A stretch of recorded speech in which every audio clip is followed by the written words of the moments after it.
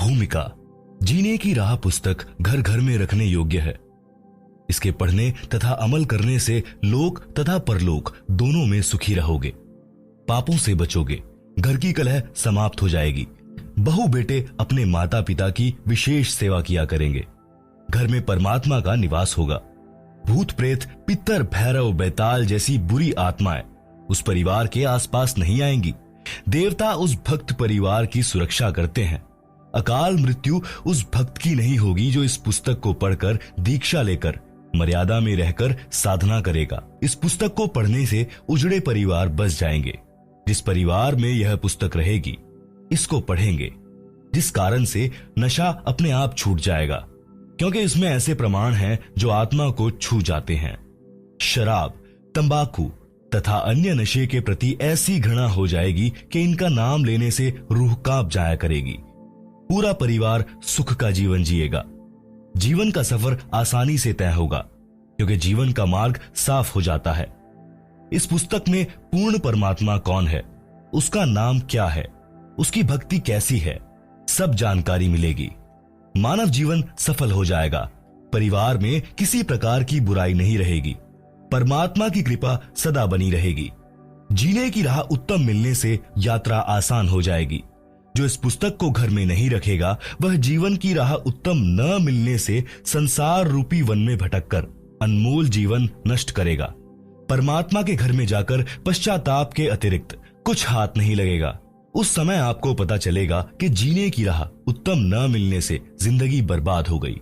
फिर आप परमात्मा से विनय करेंगे कि हे प्रभु, एक मानव जीवन और बख्श दो। मैं सच्चे मन से सत्य भक्ति करूंगा। जीवन की सच्ची राह की खोज करने सत्संग में जाया करूंगा। आजीवन भक्ति करूंगा, अपना कल्याण करवाऊंगा। उस परमात्मा के दरबार में आपके पूर्व के जन्मों की फिल्म चलाई जाएगी, जिनमें आप प्रत्येक बार जब जब मानव जीवन प्राप्त हुआ था, आपने यही कहा था कि एक मानव जीवन और दे दो, कभी बुराई नहीं करूंगा, आजीवन भक्ति भी करूंगा, घर का कार्य निर्वाह के लिए भी करूंगा, पूर्ण सद्गुरु से दीक्षा लेकर कल्याण करवाऊंगा। जो गलती अब के मानव जीवन में हुई है, कभी नहीं दोहराऊंगा या दोहराऊंगी। फिर परमात्मा जी कहते हैं कि अपने आप को तो मूर्ख बनाकर जीवन नष्ट करके आ खड़ा हुआ पापों की गाड़ी भरकर मुझे भी मूर्ख बनाना चाहता है। चल नरक में। फिर 84 लाख प्रकार के प्राणियों के शरीरों में चक्र लगा। जब कभी भी मानव स्त्री पुरुष शरीर मिले, सावधान होकर संतों का सत्संग सुनना और अपना कल्याण कराना। पाठक जनों से निवेदन है कि इस पवित्र पुस्तक के पढ़ने से आपकी 101 पीढ़ी लोक तथा परलोक में सुखी रहेगी। इसको परमात्मा का आदेश मानकर पूरा परिवार पढ़े। एक पढ़े, अन्य सुने, या एक से अधिक पुस्तक लेकर भिन्न भिन्न प्रतिदिन पढ़े। इसमें लिखे प्रत्येक प्रकरण को सत्य माने, मजाक में न ले। यह किसी सांगी की बनाई नहीं है। यह परमेश्वर के गुलाम रामपाल दास द्वारा हृदय से मानव कल्याण के उद्देश्य से लिखी गई है। लाभ उठाएं। सत साहिब। लेखक दासन दास रामपाल दास, पुत्र अथवा शिष्य स्वामी रामदेवानंद जी, सतलोक आश्रम, बरवाला, जिला हिसार, हरियाणा, भारत। 2 शब्द। प्राणी की जीवन की यात्रा जन्म से प्रारंभ हो जाती है। उसकी मंजिल निर्धारित होती है। यहाँ इस पवित्र पुस्तक में मानव जीवन की यात्रा के मार्ग पर विस्तार पूर्वक वर्णन है। मानव यानी स्त्री पुरुष की मंजिल मोक्ष प्राप्ति है। उसके मार्ग में पाप तथा पुण्य कर्मों के गड्ढे तथा कांटे हैं। आप जी को आश्चर्य होगा कि पाप कर्म तो बाधक होते हैं, पुण्य तो सुखदायी होते हैं। इनको गड्ढे कहना उचित नहीं। इसका संक्षिप्त वर्णन। पाप रूपी गड्ढे व कांटे। मानव जीवन परमात्मा की शास्त्र विधि अनुसार साधना करके मोक्ष प्राप्त करने के लिए प्राप्त होता है। पाप कर्म का कष्ट भक्ति में बाधा करता है।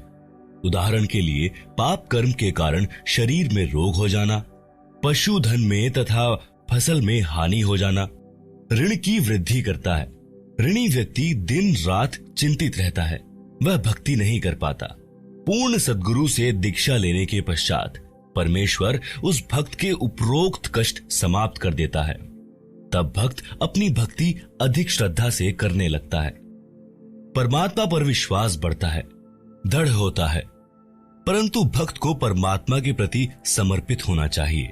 जैसे पतिव्रता स्त्री अपने पति के अतिरिक्त किसी अन्य पुरुष को काम पूर्ति के लिए स्वप्न में भी नहीं चाहती, चाहे कोई कितना ही सुंदर हो।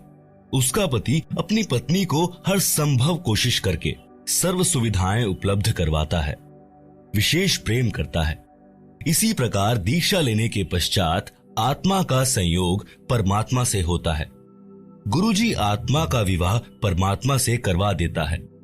यदि वह मानव शरीरधारी आत्मा अपने पति परमेश्वर के प्रति पतिव्रता की तरह समर्पित रहती है, यानी पूर्ण परमात्मा के अतिरिक्त अन्य किसी देवी देवता से मनोकामना की पूर्ति नहीं चाहती है, तो उसका पति परमेश्वर उसके जीवन मार्ग में बाधक सब पाप कर्मों के कांटों को बुहार देता है।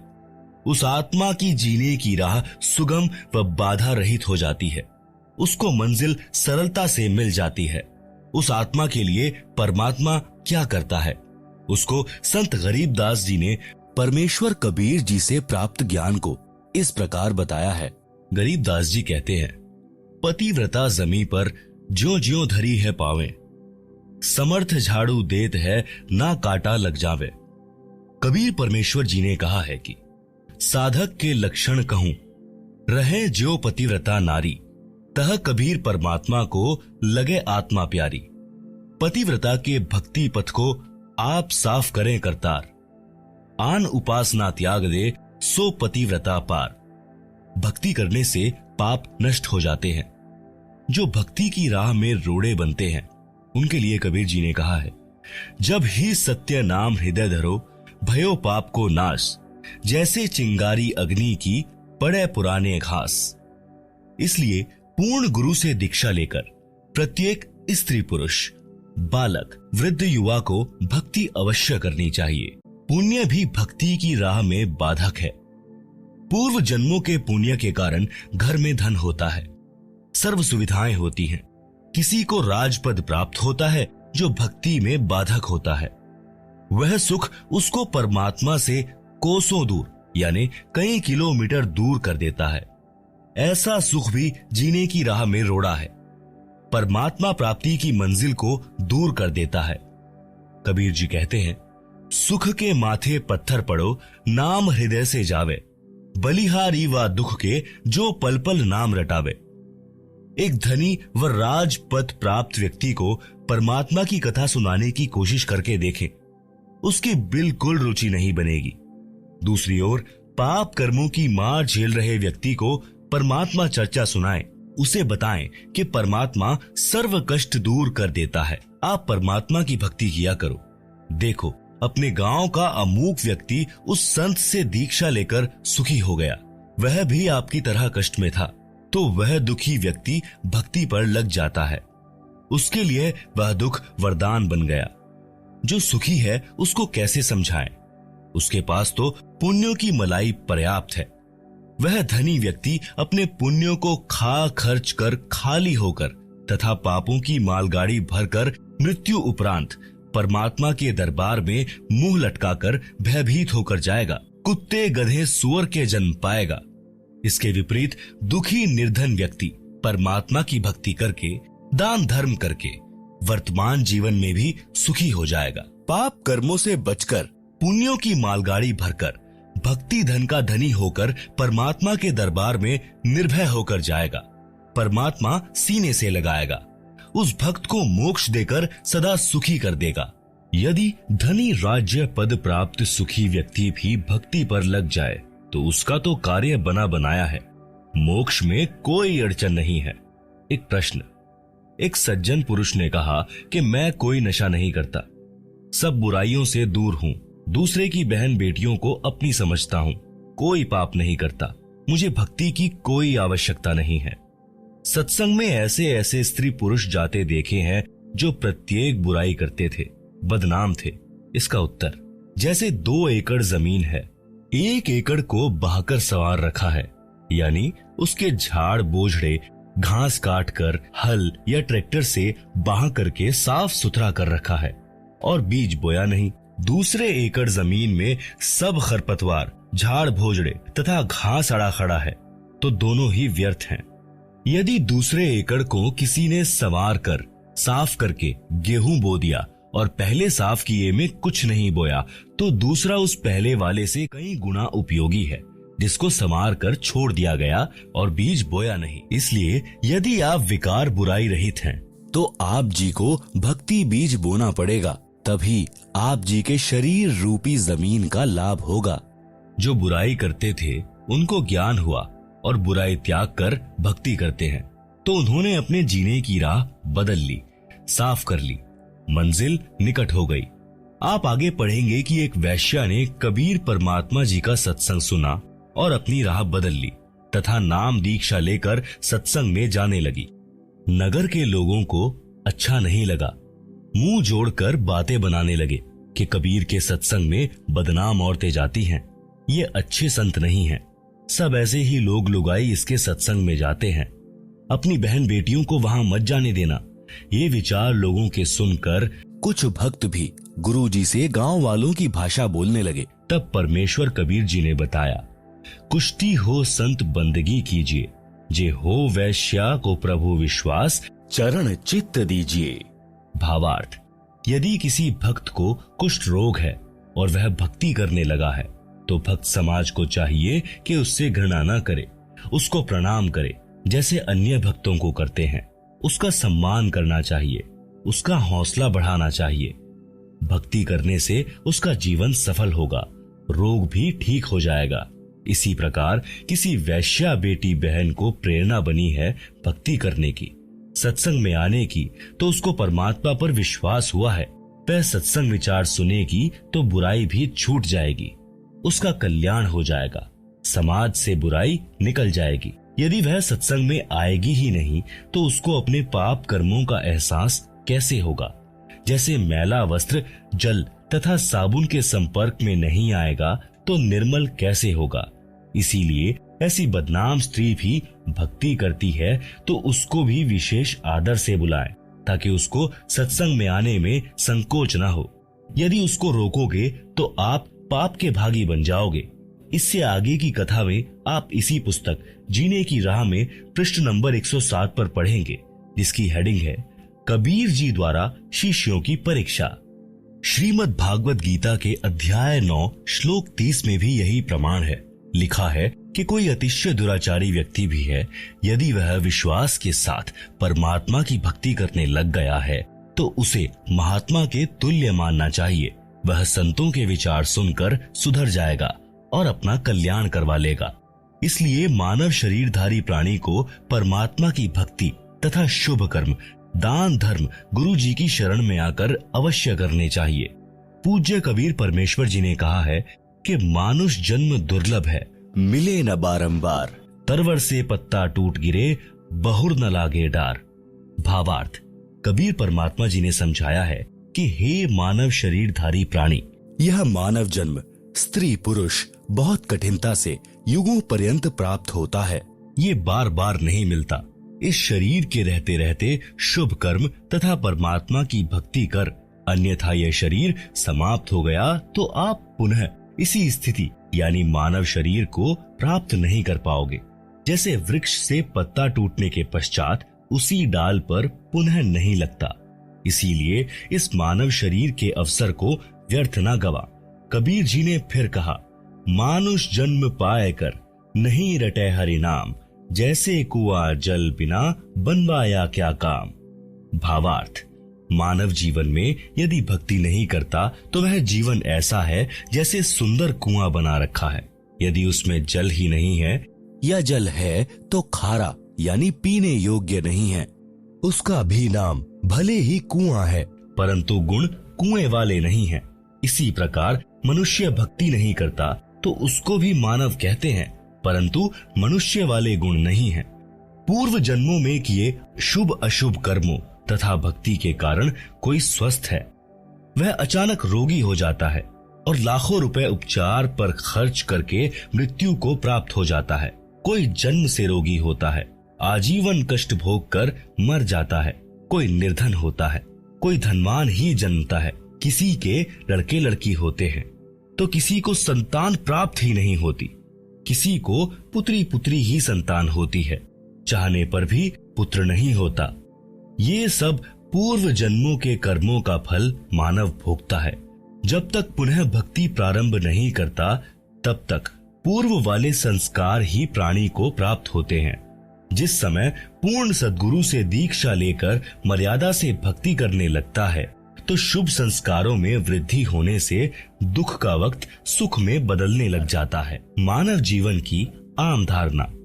जब तक यथार्थ आध्यात्मिक ज्ञान नहीं होता तो जन साधारण की धारणा होती है कि बड़ा होकर पढ़ लिख कर अपने निर्वाह की खोज करके विवाह कराकर परिवार पोषण करेंगे, बच्चों को उच्च शिक्षा तक पढ़ाएंगे, फिर उनको रोजगार मिल जाए उनका विवाह करेंगे, परमात्मा संतान को संतान दे, फिर हमारा कर्तव्य पूरा हुआ। कई बार गांव या गवांड यानी पड़ोसी गांव के वृद्ध इकट्ठे होते तो आपस में कुशल मंगल जानते। तो एक ने कहा कि परमात्मा की कृपा से 2 लड़के तथा 2 लड़की हैं। कठिन परिश्रम करके पाला पोसा तथा पढ़ाया, विवाह कर दिया, सब के सब बेटा बेटियों वाले हैं। मेरा कार्य पूर्ण हुआ, 75 वर्ष का हो गया हूँ, अब बेशक मौत हो जाए, मेरा जीवन सफल हुआ, वंश बेल चल पड़ी, संसार में नाम रहेगा। इसका विवेचन। उपरोक्त प्रसंग में जो भी प्राप्त हुआ वह पूर्व निर्धारित संस्कार ही प्राप्त हुआ, नया कुछ नहीं मिला। एक व्यक्ति का विवाह हुआ, संतान रूप में बेटी हुई। मानव समाज की धारणा रही है कि पुत्र नहीं है तो उसका वंश नहीं चलता, परंतु आध्यात्मिक ज्ञान की दृष्टि से पुत्र पुत्री में कोई अंतर नहीं माना जाता। आशा लगी कि दूसरा पुत्र तो बेटा होगा, मगर दूसरी भी लड़की हुई। फिर आशा लगी कि परमात्मा तीसरा तो पुत्र दे, परंतु तीसरी भी लड़की हुई। इस प्रकार कुल 5 बेटियां हुई, पुत्र का जन्म हुआ ही नहीं। इस उदाहरण से स्पष्ट होता है कि न तो मानव का चाहा हुआ और न ही किया हुआ। जो कुछ हुआ संस्कार वश ही हुआ। यह परमेश्वर का विधान है। मानव शरीर प्राप्त प्राणी को वर्तमान जन्म में पूर्ण संत से दीक्षा लेकर भक्ति करनी चाहिए तथा पुण्य दान, धर्म तथा शुभ कर्म अवश्य करने चाहिए। अन्यथा पूर्व जन्म के पुण्य मानव जीवन में खा खर्च कर खाली होकर परमात्मा के दरबार में जाएगा। फिर पशु आदि के जीवन भोगने पड़ेंगे। जैसे किसान अपने खेत में गेहूं, चना आदि बीजता है, फिर परिश्रम करके उन्हें परिपक्व करके घर लाकर अपने कोठे या कक्ष में भर लेता है। यदि वह पुनः बीज बोकर फसल तैयार नहीं करता है और पूर्व के वर्ष के गेहूं व चने को खा खर्च रहा है तो वर्तमान में तो उसे कोई आपत्ति नहीं आएगी, क्योंकि पूर्व वर्ष के गेहूं चना शेष हैं। परंतु एक दिन वह पूर्व वाला संग्रह किया अन्न समाप्त हो जाएगा और वह किसान परिवार भिखारी हो जाएगा। ठीक इसी प्रकार मानव शरीर में जो भी प्राप्त हो रहा है वह पूर्व के जन्मों का संग्रह है।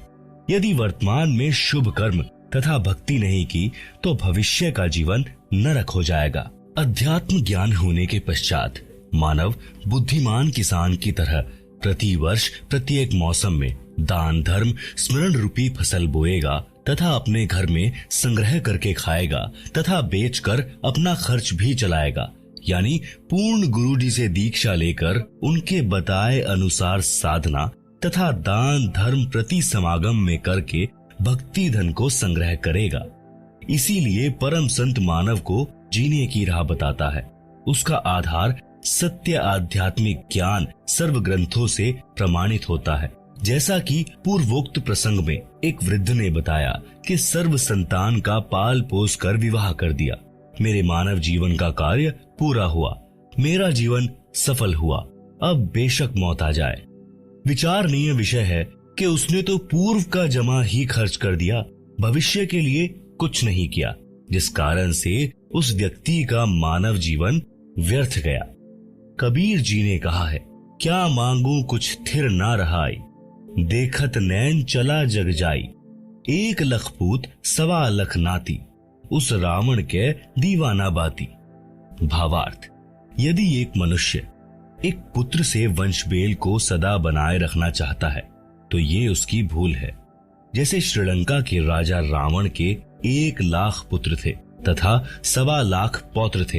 वर्तमान में उसके कुल में कोई घर में दीपक जलाने वाला भी नहीं है, सब नष्ट हो गए।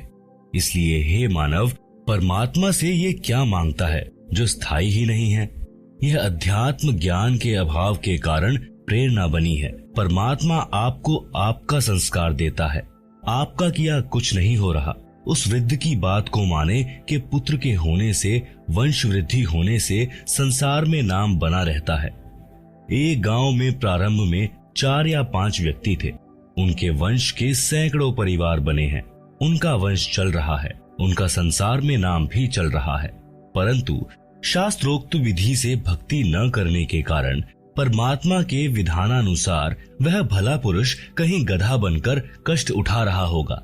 वहां पर गधे के वंश की वृद्धि करके, फिर कुत्ते का जन्म प्राप्त करके, वहां उस कुल की वृद्धि करके, अन्य प्राणियों के शरीर प्राप्त करके असंख्यों जन्म कष्ट उठाएगा। भावार्थ है कि मानव जीवन प्राप्त प्राणी को चाहिए कि सांसारिक कर्तव्य कर्म करते करते आत्म कल्याण का कार्य भी करे, जिस कारण से परिवार से आने वाली पूर्व पाप की मार भी टलेगी, परिवार खुशहाल रहेगा। अन्यथा शुभ अशुभ दोनों कर्मों का फल भोगने से कभी सुख तथा कभी दुख का कहर भी झेलना पड़ता है। एक समय दास यानी लेखक एक गांव में 3 दिन का सत्संग पाठ कर रहा था। उसी परिवार का एक रिश्तेदार एक 4 वर्ष के लड़के को साथ लिए आया। चर्चा में उसने बताया कि मुझे 4 पुत्र 2 पुत्री संतान रूप में प्राप्त हुई, सबका विवाह कर दिया। मेरे जैसा सुखी हमारे गांव में शायद ही कोई था। फिर ऐसी नौबत आई कि 2 वर्ष में घर उजड़ गया। 2 बेटे मोटरसाइकिल पर ससुराल जा रहे थे, दुर्घटना में भगवान के घर चले गए। उनकी पत्नी भी अन्य गांव में विवाह कर दी। 1 वर्ष पश्चात एक पुत्र को खेत में ट्यूबवेल पर रात्रि में सर्प ने डस लिया, मृत मिला। चौथा इस दुख से हृदयघात से चल बसा। सब बहुएं भी चली गई। पत्नी का मानसिक संतुलन बिगड़ गया। ये लड़का बड़ी लड़की का है, जिसके सहारे दिन काट रहा हूँ। बेटी को घर पर रखा है। प्रिय पाठकों से निवेदन है कि विवेक से काम ले और मानव जीवन की सच्ची राह पकड़े, भक्ति अवश्य करें। संतान होना या ना होना ये आपके पूर्व के कर्मों का फल है। यदि संतान को धर्म कर्म का ज्ञान नहीं है तो वह चाहे कितनी ही नेक हो, कभी ना कभी गलती कर ही देगी। वह सब पाप कर्मों के कारण होगा। एक व्यक्ति ने बताया कि मेरा ससुर 4 एकड़ का जाट किसान था। उसने दिन रात मेहनत करके कुल 16 एकड़ जमीन खरीद कर बना ली, यानी 12 एकड़ जमीन और मोल ले ली। 4 लड़के थे और एक लड़की थी। सबकी शादी कर दी। 60 वर्ष की आयु में मेरे ससुर जी को अधरंग मार गया। चारों लड़के भिन्न रहते थे। कुछ दिन बड़े बेटे में रहा, परंतु 6 महीने में ही कपड़ों में बदबू आने लगी। फिर तीसरे नंबर वाले के घर में रहा। कुछ दिन बाद उसने भी हाथ खड़े कर दिए। इसी प्रकार चारों पुत्र सेवा से तंग आ गए। गांव की पंचायत ने मेरे ससुर जी की सेवा कराने के उद्देश्य से 2 एकड़ जमीन उसको अधिक देने का फैसला किया, जो बेटा अपने पिता की सेवा करेगा। इस लालच में छोटे वाले ने सेवा करने की बात मान ली। 6 महीने में उसने कहा कि मेरे बस की बात नहीं है। रिश्तेदार इकट्ठे हुए।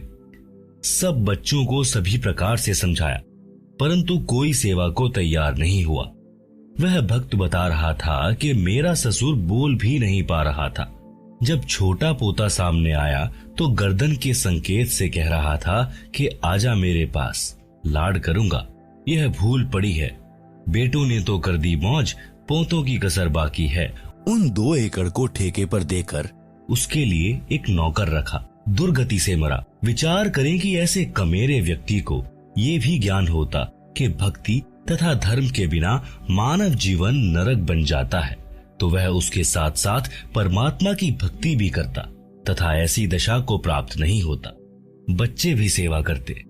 सत्संग में यही शिक्षा दी जाती है।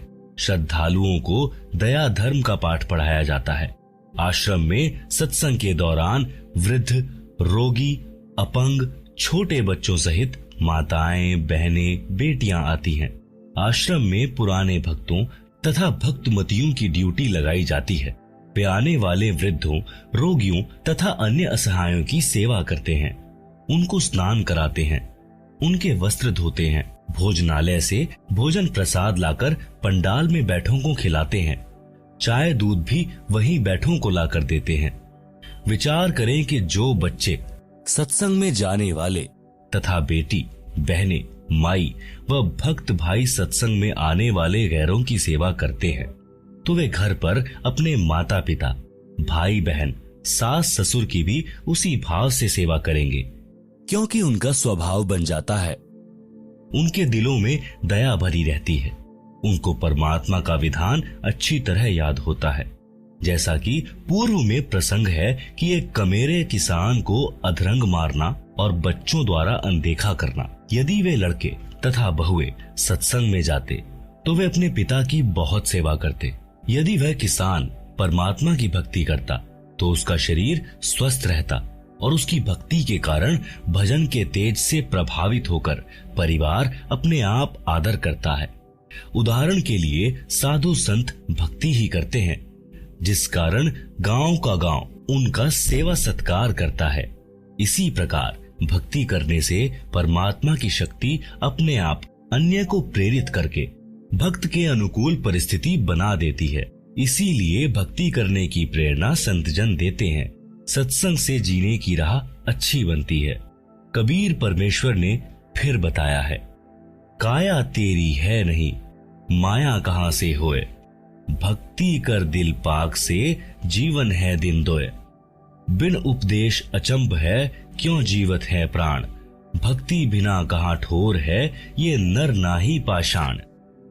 भावार्थ, परमात्मा कबीर जी कह रहे हैं कि हे भोले मानव, मुझे आश्चर्य है कि बिना गुरु से दीक्षा लिए किस आशा को लेकर जीवित है। न तो शरीर तेरा है, ये भी त्याग कर जाएगा, फिर संपत्ति आपकी कैसे है। जिनको यह विवेक नहीं है कि भक्ति बिना जीव का कहीं भी ठिकाना नहीं है, तो वे नर यानी मानव नहीं हैं, वे तो पत्थर हैं। उनकी बुद्धि पर पत्थर गिरे हैं।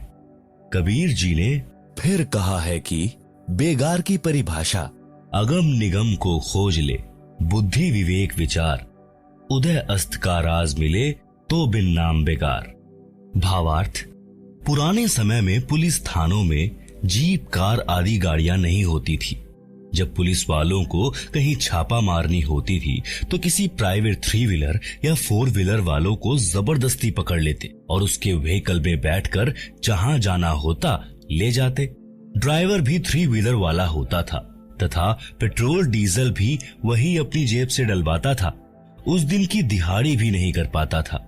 पुलिस वाले उसको सारा दिन इधर उधर घुमाते रहते थे। आम व्यक्ति तो ये विचार करता था कि ये 3 व्हीलर वाला आज तो बहुत ज्यादा कमाई करेगा, सारा दिन चला है, परंतु उसका मन ही जानता था उस दिन उसके साथ क्या बीती होती थी।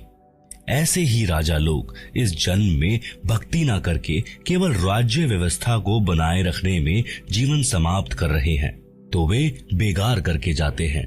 पूर्व जन्म के धर्म कर्म से राजा बनता है, वर्तमान जन्म में उसी पुण्य को खर्च खा रहा होता है। जनता को तो लगता है कि राजा बड़ी मौज कर रहा है, आध्यात्मिक दृष्टि से वह बेगार कर रहा है, भक्ति कमाई नहीं कर रहा है। यदि व्यक्ति पूर्ण गुरु से दीक्षा लेकर भक्ति नहीं करता है तो उसको चाहे उदय अस्त का यानी पूरी पृथ्वी का राज्य भी मिल जाए तो भी वह 3 व्हीलर वाले की तरह व्यर्थ की मारो मार यानी गहमा गहमी कर रहा है, उसे कुछ लाभ नहीं होगा। इसलिए राजा हो या प्रजा, धनी हो या निर्धन, सबको नए सिरे से भक्ति करनी चाहिए, उसी से उनका भविष्य उज्जवल होगा। परमात्मा कबीर जी ने अपने शिष्य संत गरीबदास जी को तत्व ज्ञान समझाया, जो इस प्रकार है। राग आसावरी, शब्द नंबर 1। मन तू चल रे सुख के सागर, जहां शब्द सिंधु रत्नागर, कोटि जन्म तो है मरता होगे, कुछ नहीं हाथ लगा रे, कुकर सुकर खर भया बोरे, कौआ हंस बुगारे, कोटि जन्म तू राजा कीन्हा, मिटी न मन की आशा, भिक्षुक होकर दर दर हांड्या, मिल्या न निर्गुण रासा। इंद्र कुबेर ईश की पदवी, ब्रह्मा वरुण धर्म राया। विष्णुनाथ के पुरकू जाकर, बहुर अपूठा आया। असंख्य जन्म तोहे मरता होगे, जीवित क्यों ना मरे रे। द्वादश मध्य महल मठ बोरे, बहुर न देह धरे रे। दो जख बहिस्त सभी तय देखे, राजपाट के रसिया। तीन लोक से तृप्त नाही, यह मन भोगी खसिया। सतगुरु मिले तो इच्छा मेटें, पद मिल पदे समाना। चल हंसा उस लोक पठाऊं, जो आदि अमर अस्थाना। चार मुक्ति जहां चंपी करती, माया हो रही दासी। दास गरीब अभय पद पर से, मिले राम अविनाशी। सूक्ष्म वेद की वाणी का भावार्थ। आत्मा और मन को पात्र बनाकर संत गरीबदास जी ने संसार के मानव को समझाया है। कहा है कि यह संसार दुखों का घर है। इससे भिन्न एक और संसार है जहां कोई दुख नहीं है। वह स्थान यानी सनातन परम धाम सत्यलोक है तथा वहां का प्रभु अविनाशी परमेश्वर सुखों का सागर है। सुख सागर अर्थात अमर परमात्मा तथा उसकी राजधानी अमरलोक की संक्षिप्त परिभाषा बताई है। शंखो लहर मेहर की उपजे, कहर नहीं जहां कोई। दास गरीब अचल अविनाशी, सुख का सागर सोई। भावार्थ। जिस समय मैं यानी लेखक अकेला होता हूँ तो कभी कभी ऐसी हिलोर अंदर से उठती है। उस समय सब अपने से लगते हैं। चाहे किसी ने मुझे कितना ही कष्ट दे रखा हो, उसके प्रति द्वेष भावना नहीं रहती। सब पर दया भाव बन जाता है। ये स्थिति कुछ मिनट ही रहती है। उसको मेहर की लहर कहा है। सतलोक अर्थात सनातन परम धाम में जाने के पश्चात प्रत्येक प्राणी को इतना आनंद आता है। वहां पर ऐसी असंख्यों लहरें आत्मा में उठती रहती हैं। जब वह लहर मेरी आत्मा से हट जाती है तो वहीं दुखमय स्थिति प्रारंभ हो जाती है। उसने ऐसा क्यों कहा? वह व्यक्ति अच्छा नहीं है, वो हानि हो गई, यह हो गया, वो हो गया। यह कहर की लहर यानी दुख की लहर कही जाती है। उस सतलोक में असंख्य लहर मेहर की उठती हैं, यानी दया की उठती हैं। वहां कोई कहर नहीं है। वैसे तो सतलोक में कोई दुख नहीं है। कहर का अर्थ भयंकर कष्ट होता है। जैसे एक गांव में आपसी रंजिश के चलते विरोधियों ने दूसरे पक्ष के एक परिवार के 3 सदस्यों की हत्या कर दी। कहीं पर भूकंप के कारण हजारों व्यक्ति मर जाते हैं। उसे कहते हैं कहर टूट पड़ा या कहर कर दिया। ऊपर लिखी वाणी में सुख सागर की परिभाषा संक्षिप्त में बताई है। कहा है कि वह अमर लोक अचल अविनाशी अर्थात कभी चलायमान अर्थात ध्वंस नहीं होता तथा वहां रहने वाला परमेश्वर अविनाशी है। वह स्थान तथा परमेश्वर सुख का समुद्र है। जैसे समुद्री जहाज बंदरगाह के किनारे से 100 या 200 किलोमीटर दूर चला जाता है तो जहाज की यात्रियों को जल अर्थात समुद्र के अतिरिक्त कुछ भी दिखाई नहीं देता। सब ओर जल ही जल नजर आता है। इसी प्रकार सतलोक में सुख के अतिरिक्त कुछ भी नहीं है अर्थात वहां कोई दुख नहीं है। अब पूर्व में लिखी वाणी का सरलार्थ किया जाता है। मन तू चल रे सुख के सागर, जहां शब्द सिंधु रत्नागर। कोटि जन्म तोहे भ्रमत होगे, कुछ नहीं हाथ लगा रे। कुकर शुकर खर भया बोरे, कौआ हंस बुगारे। भावार्थ। परमेश्वर कबीर जी ने अपनी अच्छी आत्मा संत गरीबदास जी को सूक्ष्म वेद समझाया। उसको संत गरीबदास जी गांव छुड़ानी जिला झज्जर हरियाणा प्रांत ने आत्मा तथा मन को पात्र बनाकर विश्व के मानव को काल ब्रह्म के लोक का कष्ट तथा सतलोक का सुख बताकर उस परम धाम में चलने के लिए सत्य साधना जो शास्त्रोक्त है करने की प्रेरणा की है। मन तू चल रे सुख के सागर अर्थात सनातन परम धाम में चल जहां पर शब्द नष्ट नहीं होता। इसलिए शब्द का अर्थ अविनाशीपन से है कि वह स्थान अमृतत्व का सिंधु अर्थात सागर है और मोक्ष रूपी रत्न का आगर अर्थात खान है। इस काल ब्रह्म के लोक में आप जी ने भक्ति भी की, परंतु शास्त्रानुकूल साधना बताने वाले तत्वदर्शी संत न मिलने के कारण आप करोड़ों जन्मों से भटक रहे हो। करोड़ों अरबों रुपए संग्रह करने में पूरा जीवन लगा देते हो, फिर मृत्यु हो जाती है। वह जोड़ा हुआ धन जो आपके पूर्व के संस्कारों से प्राप्त हुआ था, उसे छोड़कर संसार से चला गया। उस धन के संग्रह करने में जो पाप किए वे आप जी के साथ गए। आप जी ने उस मानव जीवन में तत्वदर्शी संत से दीक्षा लेकर शास्त्र विधि अनुसार भक्ति की साधना नहीं की, जिस कारण से आपको कुछ हाथ नहीं आया। पूर्व के पुण्यों के बदले धन ले लिया, वह धन यहीं रह गया, आपको कुछ भी नहीं मिला। आपको मिले धन संग्रह तथा भक्ति शास्त्रानुकूल न करने के पाप, जिनके कारण आप कुकर यानी कुत्ता, खर यानी गधा, सुकर यानी सुअर, कौवा यानी कि एक पक्षी, हंस एक पक्षी जो केवल सरोवर में मोती खाता है, बुगा बुगला पक्षी आदि आदि की योनियों को प्राप्त करके कष्ट उठाया। कोटि जन्म तू राजा कीन्हा, मिटी ना मन की आशा, भिक्षुक होकर दर दर हांड्या, मिलान निर्गुण रासा। सरलार्थ, हे मानव, आप जी ने काल ब्रह्म की कठिन से कठिन साधना की, घर त्याग कर जंगल में निवास किया, फिर गांव व नगर में घर घर के द्वार पर हांड्या अर्थात घूमा। भिक्षा प्राप्ति के लिए जंगल में साधना रत साधक निकट के गांव या शहर में जाता है। एक घर से भिक्षा पूरी नहीं मिलती तो अन्य घरों से भोजन लेकर जंगल में चला जाता है। कभी कभी तो साधक एक दिन भिक्षा मांग कर लाते हैं, उसी से 2-3 दिन निर्वाह करते हैं। रोटियों को पतले कपड़े रुमाल जैसे कपड़े को छालना कहते हैं। छालने में लपेटकर वृक्ष की टहनियों से बांध देते थे। वे रोटियां सूख जाती हैं, उनको पानी में भिगोकर नरम करके खाते थे। वे प्रतिदिन भिक्षा मांगने जाने में जो समय व्यर्थ होता था, उसकी बचत करके समय को काल ब्रह्म की साधना में लगाते थे। भावार्थ है कि जन्म मरण से छुटकारा पाने के लिए अर्थात पूर्ण मोक्ष प्राप्ति के लिए वेदों में वर्णित विधि तथा लोक वेद से घोर तप करते थे।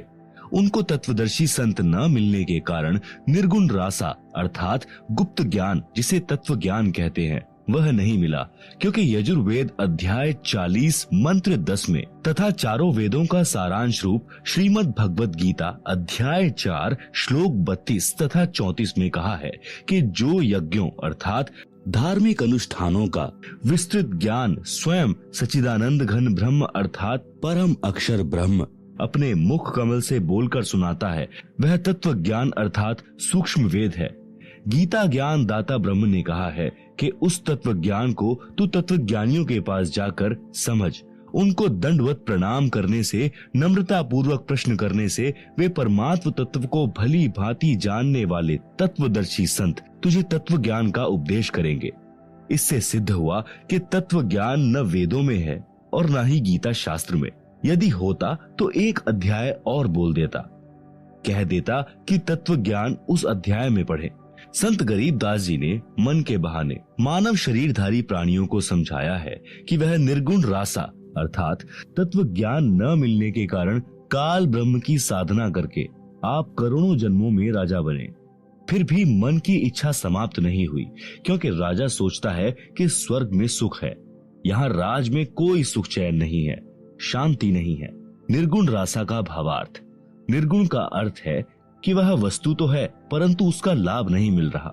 वृक्ष के बीज में फल तथा वृक्ष निर्गुण रूप में है। उस बीज को मिट्टी में बीज कर सिंचाई करके वह सरगुण वस्तु वृक्ष को फल प्राप्त की जाती है। यह ज्ञान न होने से आम के फल व छाया से वंचित रह जाते हैं।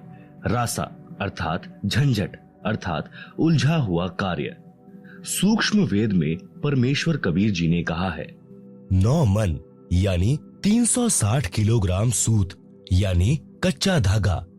कबीर 9 मन सूत उलझिया, ऋषि रहे झकमार, सतगुरु ऐसा सुलझा दे, उलझे ना दूजी बार। सरलार्थ, परमेश्वर कबीर जी ने कहा है कि अध्यात्म ज्ञान रूपी 9 मन सूत उलझा हुआ है।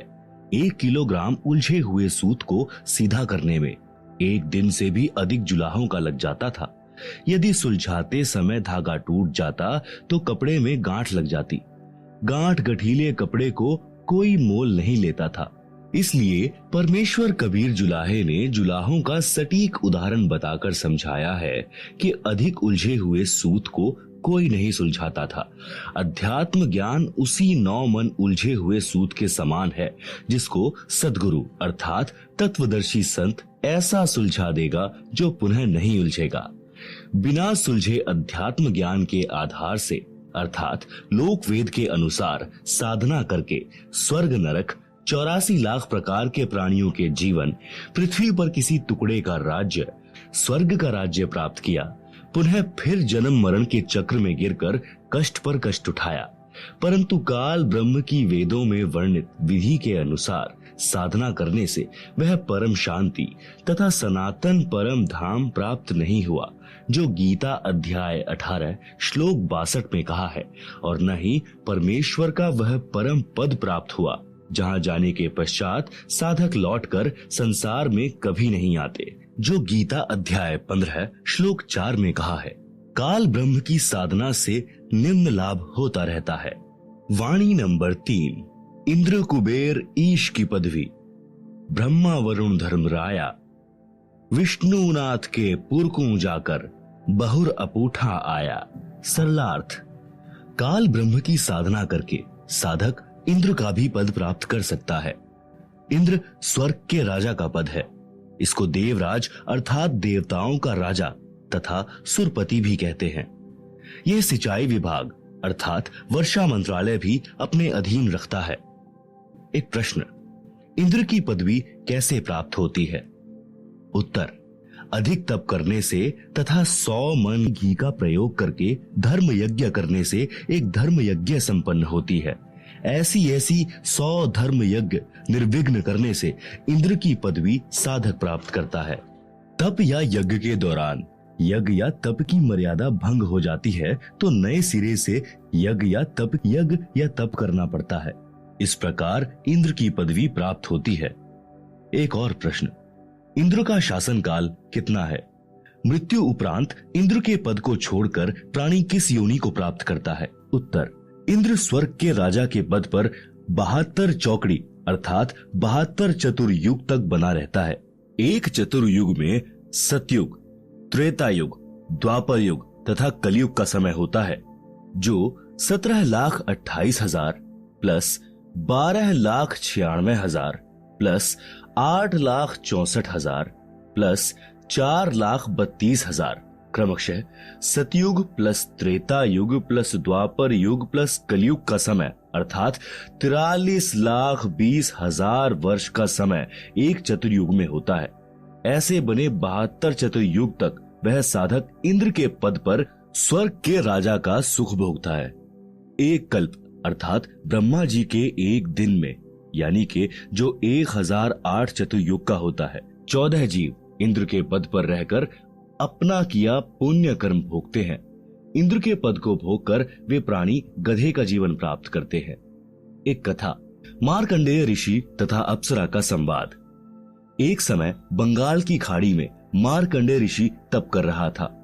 इंद्र के पद पर विराजमान आत्मा को ये शर्त होती है कि यदि उसके शासन काल में 72 चौकड़ी युग के दौरान यदि पृथ्वी पर कोई व्यक्ति इंद्र पद प्राप्त करने योग्य तप या धर्म यज्ञ कर लेता है और उसकी क्रिया में कोई बाधा नहीं आती है तो उस साधक को इंद्र का पद दे दिया जाता है और वर्तमान इंद्र से वह पद छीन लिया जाता है। इसीलिए जहां तक संभव होता है इंद्र अपने शासन काल में किसी साधक का तप या धर्म यज्ञ पूर्ण नहीं होने देता, उसकी साधना भंग करा देता है, चाहे कुछ भी करना पड़े।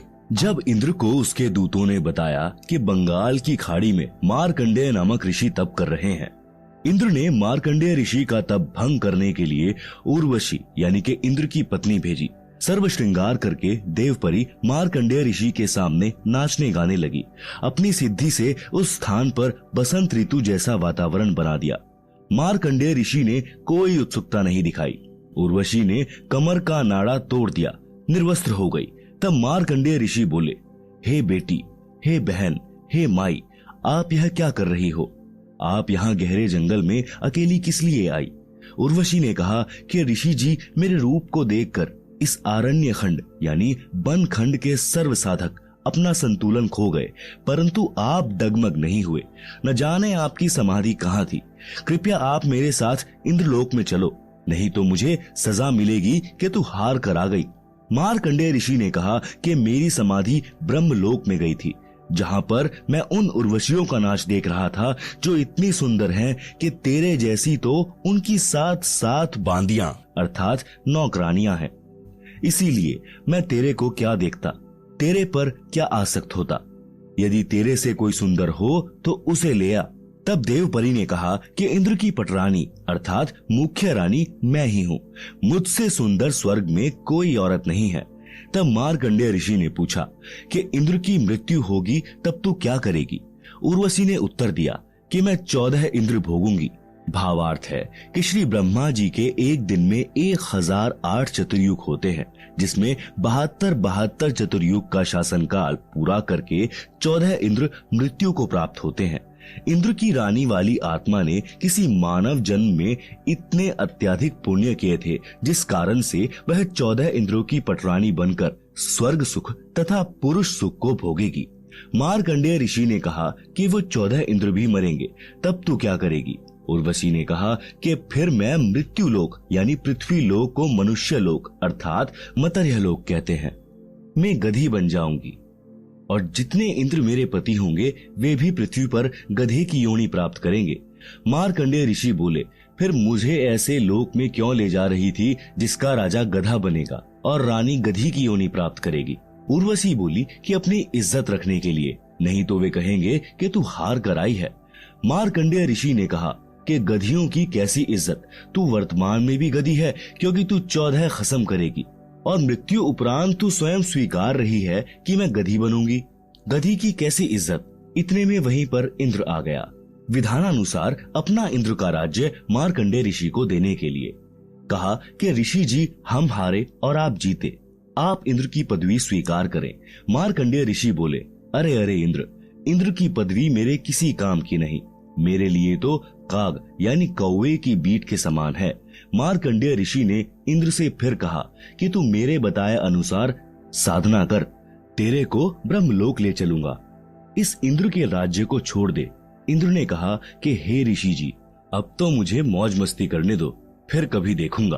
पाठक जनों, विचार करो, इंद्र को पता है कि मृत्यु के उपरांत गधे का जीवन मिलेगा, फिर भी उस क्षणिक सुख को त्यागना नहीं चाहता। कहा कि फिर कभी देखूंगा। फिर कब देखेगा? गधा बनने के पश्चात तो कुम्हार देखेगा कि कितना वजन गधे की कमर पर रखना है और कहां से डंडा मारना है।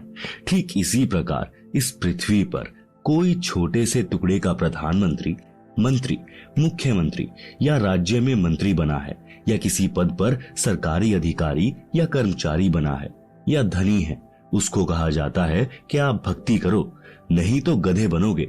वे या तो नाराज हो जाते हैं, कहते हैं कि हम क्यों बनेंगे गधे। फिर से मत कहना। कुछ सभ्य होते हैं, वे कहते हैं कि किसने देखा है गधे बनते हैं। फिर उनको बताया जाता है कि सब संत तथा ग्रंथ बताते हैं, तो अधिकतर कहते हैं कि देखा जाएगा। उनसे निवेदन है कि मृत्यु के पश्चात गधा बनने के बाद आप क्या देखोगे। फिर तो कुम्हार देखेगा कि आप जी के साथ कैसा बर्ताव करना है। देखना है तो वर्तमान में देख, बुराई छोड़कर शास्त्रानुकूल साधना करो, जो वर्तमान में विश्व में केवल मेरे रामपाल दास के पास है। आओ ग्रहण करो और अपने जीव का कल्याण कराओ।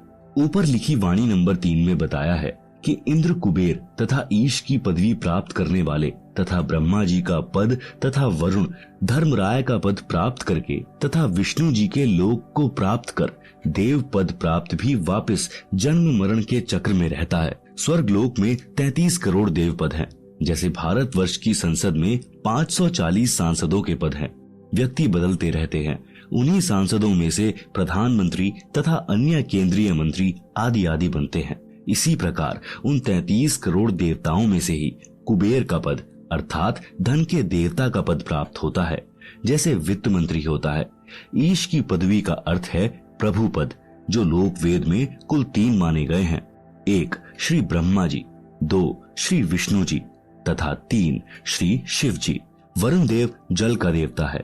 धर्मराय मुख्य न्यायाधीश हैं, जो सब जीवों को कर्मों का फल देता है। उसे धर्मराज भी कहते हैं। ये सर्व काल ब्रह्म की साधना करके पद प्राप्त करते हैं। पुण्य श्रीण यानी समाप्त होने के पश्चात सर्व देवता पद से मुक्त करके पशु पक्षियों आदि की 84 लाख प्रकार की योनियों में डाले जाते हैं। फिर नए ब्रह्मा जी, नए विष्णु जी तथा नए शिव जी इन पदों पर विराजमान होते हैं। ये सर्व उपरोक्त देवता जन्मते मरते हैं, ये अविनाशी नहीं है। इनकी स्थिति आप जी को सृष्टि रचना अध्याय में इसी पुस्तक में स्पष्ट होगी कि ये कितने प्रभु हैं, किसके पुत्र हैं तथा कौन इनकी माता जी हैं। अन्य प्रमाण श्री देवी पुराण सचित्र मोटा टाइप केवल हिंदी गीता प्रेस गोरखपुर से प्रकाशित के 3रे स्कंद में पृष्ठ 123 पर लिखा है कि तुम शुद्ध स्वरूपा हो। यह सारा संसार आपसे ही उद्भासित हो रहा है। मैं, विष्णु, ब्रह्मा और शंकर आपकी कृपा से विद्यमान हैं। हमारा तो आविर्भाव अर्थात जन्म तथा तिरोभाव अर्थात मृत्यु हुआ करता है। आप प्रकृति देवी हैं। शंकर भगवान बोले कि हे देवी, यदि ब्रह्मा के पश्चात उत्पन्न होने वाले विष्णु आपसे उत्पन्न हुए हैं तो क्या मैं तमोगुणी लीला करने वाला शंकर क्या आपकी संतान नहीं हुआ? अर्थात मुझे भी उत्पन्न करने वाली तुम ही हो। हम तो केवल नियमित कार्य ही कर सकते हैं, अर्थात जिसके भाग्य में जो लिखा है हम वही प्रदान कर सकते हैं। न अत्यधिक कर सकते न कम कर सकते। पाठक जनों, इस श्री देवी पुराण के उल्लेख से स्पष्ट हुआ कि श्री ब्रह्मा जी, श्री विष्णु जी तथा श्री शंकर जी नाशवान हैं। इनकी माता जी का नाम श्री देवी दुर्गा है।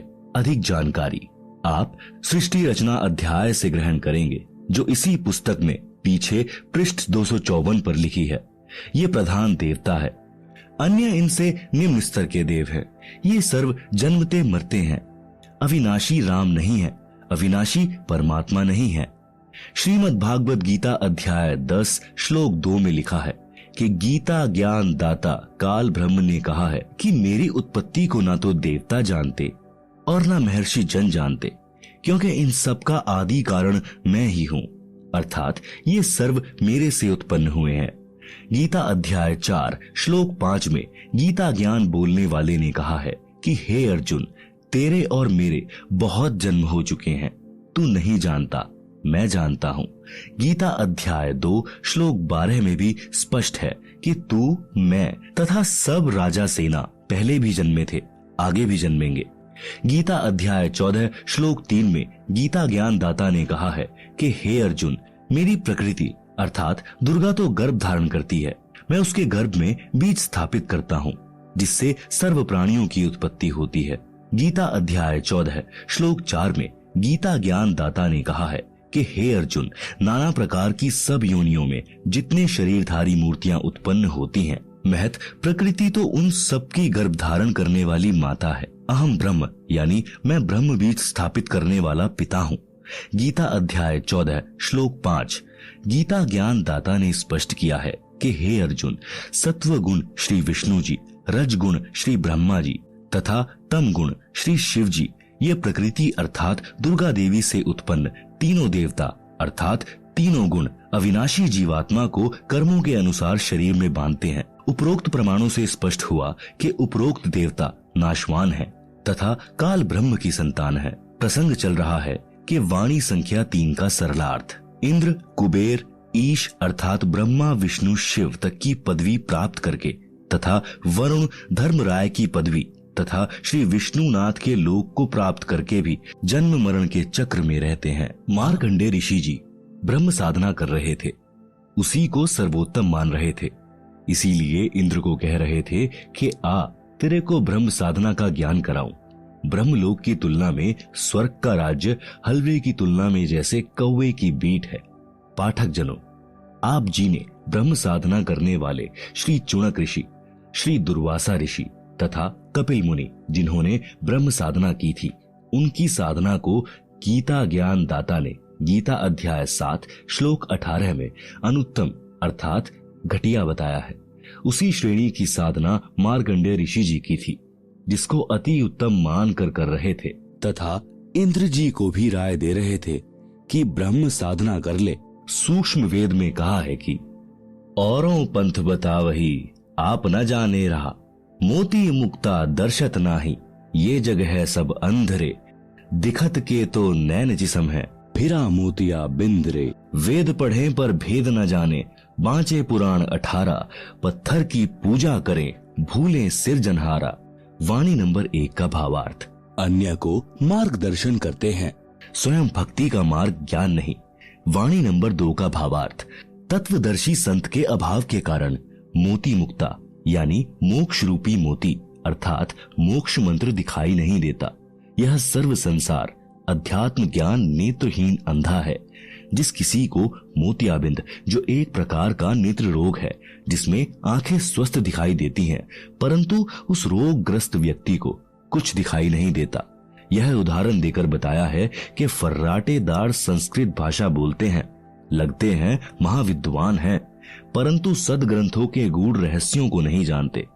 इनको अज्ञान रूपी मोतियाबिंद हुआ है। वाणी नंबर 3 का भावार्थ। वेदों को पढ़कर कंठस्थ करने वाले वेदों के गूढ़ रहस्यों को न समझकर उनके विरुद्ध साधना करते कराते हैं। वेदों में पत्थर की मूर्ति की पूजा का कहीं उल्लेख नहीं है। वे वेदों के विद्वान कहलाने वाले पत्थर पूजा करते तथा कराते हैं। वेदों में वर्णित सिरजनहार को भुला दिया है। श्रीमद् भगवत गीता अध्याय 4 श्लोक 25 से 29 तक यही बताया है कि जो साधक जैसी भी साधना करता है उसे उत्तम मान कर रहा होता है। सर्व साधक अपनी अपनी भक्ति को पाप नाश करने वाली जानते हैं। गीता अध्याय 4 श्लोक 32 में स्पष्ट किया है कि यज्ञों अर्थात धार्मिक अनुष्ठानों का ज्ञान स्वयं सच्चिदानंद घन ब्रह्म ने अपने मुख कमल से बोली वाणी में विस्तार के साथ कहा है। वह तत्व ज्ञान है जिसे जानकर साधक सर्व पापों से मुक्त हो जाता है।